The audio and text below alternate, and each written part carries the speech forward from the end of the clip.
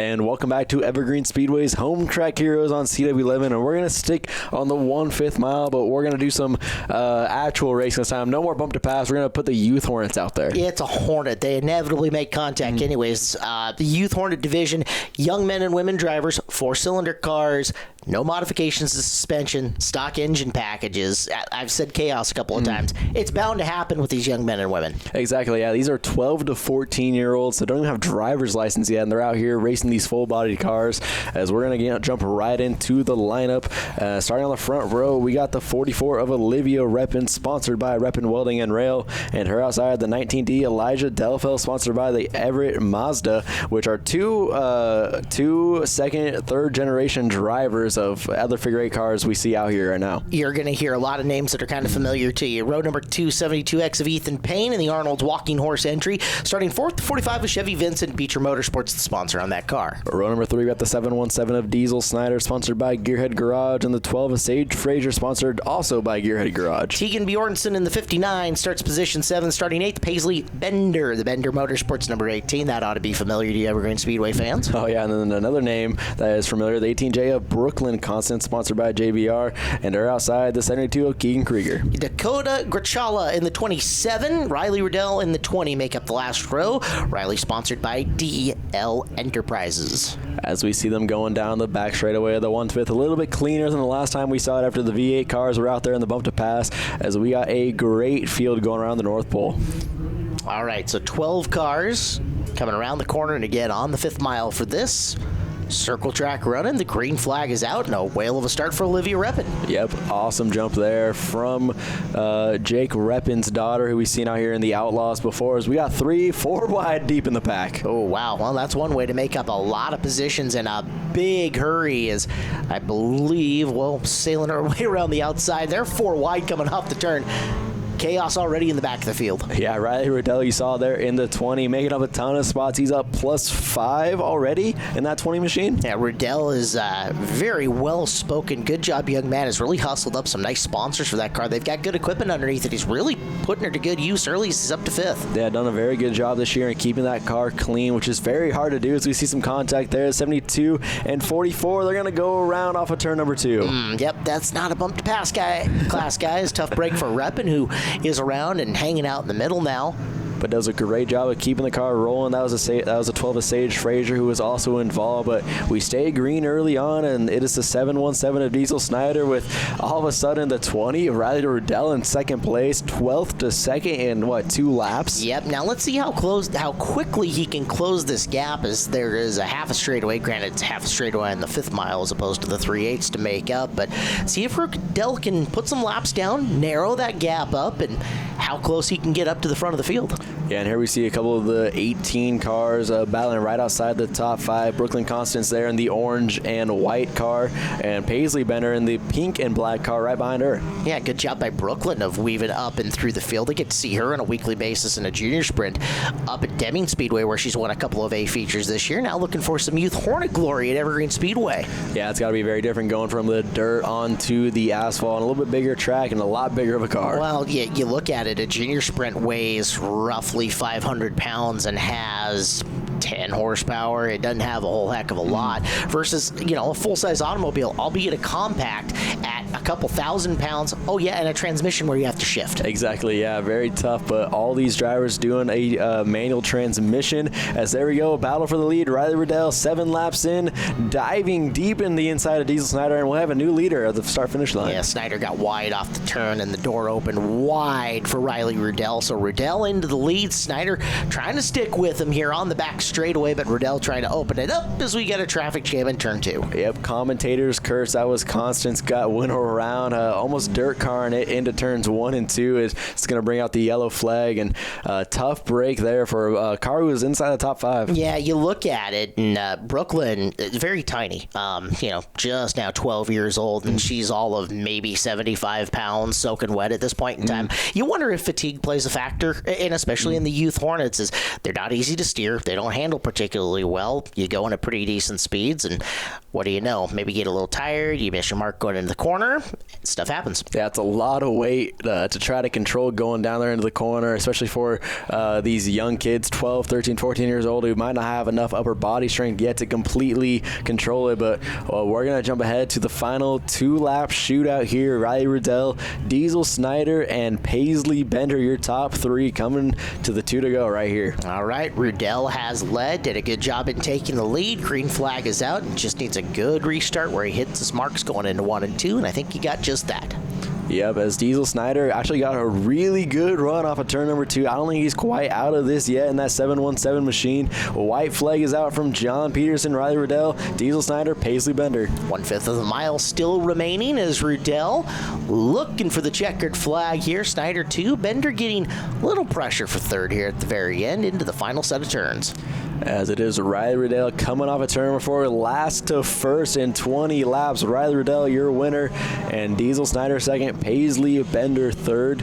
And due to the amount of content we had to work with over the 2-day show, I think we had almost total 16, 17 main events, not both A and B mains. We're going to do all the podium interviews in a special segment on our social media, Evergreen Speedway, so we'll be able to check that out later this week to really get an inside look of all the faces of Evergreen Speedway. That's right. We're going to show you some highlights now of the Saturday racing for the Legend Division, and want to let you guys know that Granite Construction is the proud sponsor of our Super Sprint Car Series and is approaching their 100th year in business. Granite Construction, an award-winning company and great place to work. Find your dream job today at graniteconstruction.com.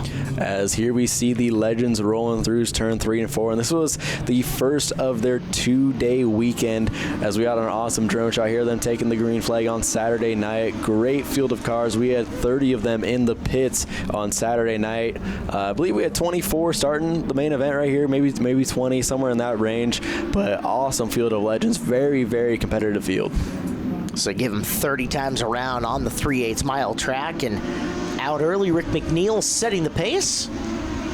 Ricky Arnold, the guy who's been around the Northwest for a long time. Guy's got an abundance of super late model knowledge.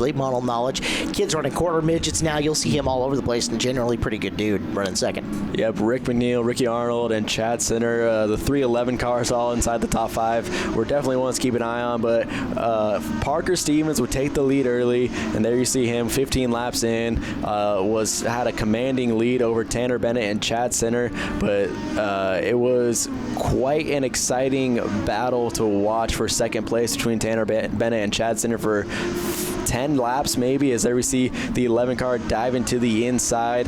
But this is right where Chad Center's weekend went wrong. Tanner Bennett right here coming off of turn number 3 just gets a little bit sideways. Chad Center nowhere to go, and a hard hit into the outside wall. Red flag out immediately. When you see 2-3 tires come up after a car hits the wall, it's never a good sign. Chad Center gets out immediately and throws his hands up at Tanner Bennett. Kind of frustrating, obviously, when you have a good run like that. Absolutely. So with a race coming up on Sunday, Center and his team would have a lot of work cut out for them just to even make the night snow. And as you're going to get a look at the replay, and wow, that was a stuff hard into the outside wall. Yeah, and we're going to get a view here in a second on top of Chad Center's car. But first, we're going to go back to the turn 3 camera.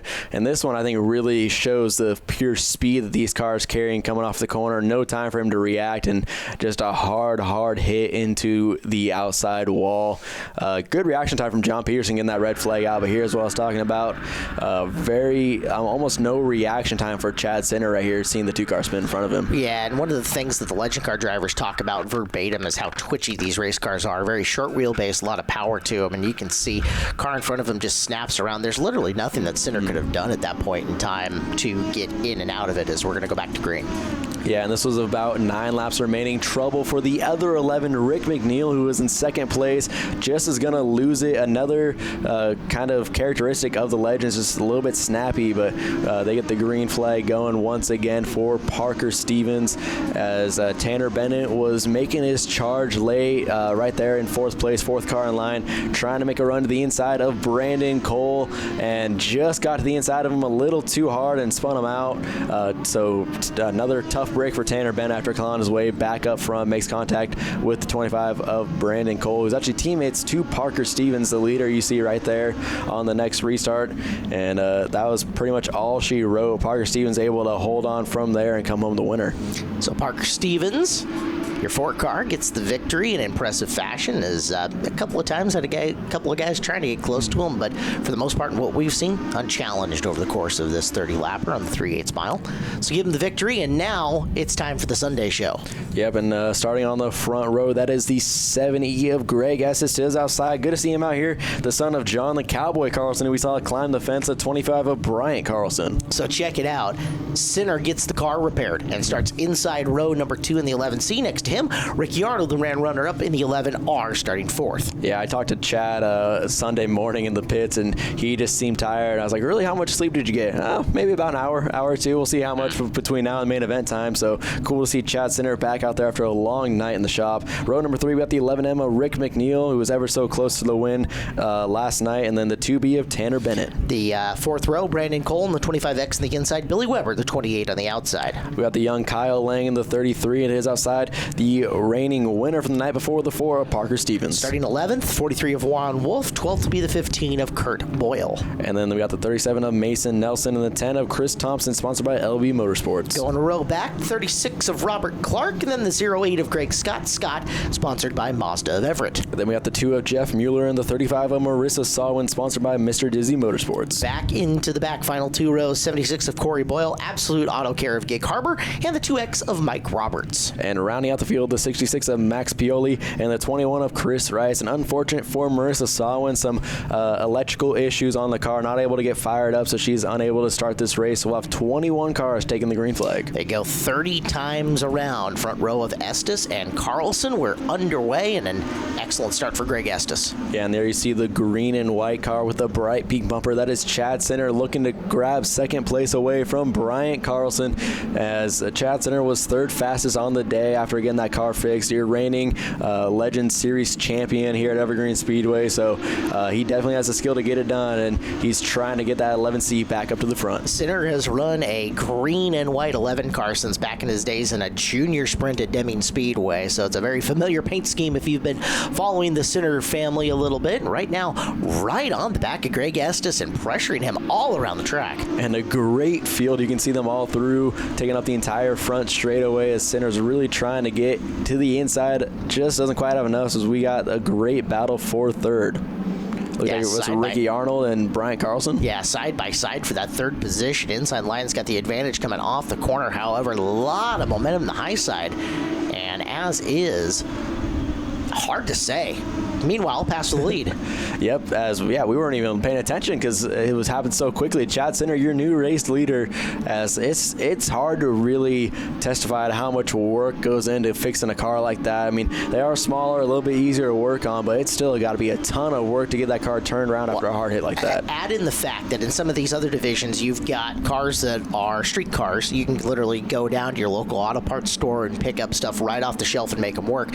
Legend cars are all spec to them. You order everything off of U.S. Legend Cars, the manufacturer of the car. It is a spec racing program, so if you don't have the specific spare, you may not be able to get the car back on the track. Yeah, so must have just had enough of the right parts lying around, or maybe just is good friends with enough other drivers out there to get what he needs. But that bright pink bumper is showing the way as Chad Sinner leads 5 laps down, as it is quite a tight battle for 2nd, 3rd, 4th, and 5th. In fact, you have a new 3rd place car coming through the corner car. So small, it's hard to identify them by numbers. They're rolling back there, but whoever that is, he or she is absolutely moving. That'd be last night's winner, Parker Stevens, coming through with a full head of steam in the Brandon Cole-owned machine. As Brandon Cole right there, just outside the top 5, as we had a new face Sunday who wasn't here on Saturday night. Billy Weber in 5th place in that black 28 machine. He's always fast whenever he shows up, as him and Chad Sinner had quite the battle on opening night. So best battle on the track is for 2nd right now, as you're watching Sinner get into 1 and 2 in the green car. So that's Arnold in the 11R ahead of Stevens for 2nd and 3rd, with the car length separating, but man, man, if Ricky bobbles, if Ricky makes one little boo-boo, Stevens ready to jump. Yeah, and Greg Estes, your pole sitter, hanging on tough in fourth with Billy Weber behind him. As Billy Weber, like I said, very, very strong car. Absent Saturday night, ready to play on Sunday. There's the boo-boo. Arnold might have picked up on the throttle a little bit too early in the corner and couldn't protect the bottom groove. And to the bottom and forward goes Parker Stevens as we'll look at action a little bit further back in the field. Yep, there goes Weber around Estes. And then Rick McNeil, not that far outside the top 5 either. As he had a great run the night before, spun out in second place. A little bit of a bobble there between 3 and 4 as here comes Bryant Carlson through. Yeah, Carlson looking racy in the 25 car, and that might have been just a little too much. A little bit of a commentator's curse there as he's able to keep it rolling, but the caution flag did come out for that incident. No, it did not. We're still green flag action. That's awesome. Well, 11 laps in, 19 to go, and we'll watch Sinner try to continue his rapid pace ahead of Stevens, and it looks like Stevens is shrinking it up a little bit. Sinner wanted this to stay clean and green. He got it. Now Stevens going to have to run him down from afar. Yeah, but the top 2 have really checked out from third place, Ricky Arnold, but Chad Sinner still making that bandage up car work. As, oh no, we had the 7 car. That was Greg Estes going around, putting some fluid down on track as you see Bryant Carlson getting into that. As we will be right back with more Racing on Home Track Heroes here on CW11 after the track gets all cleaned up.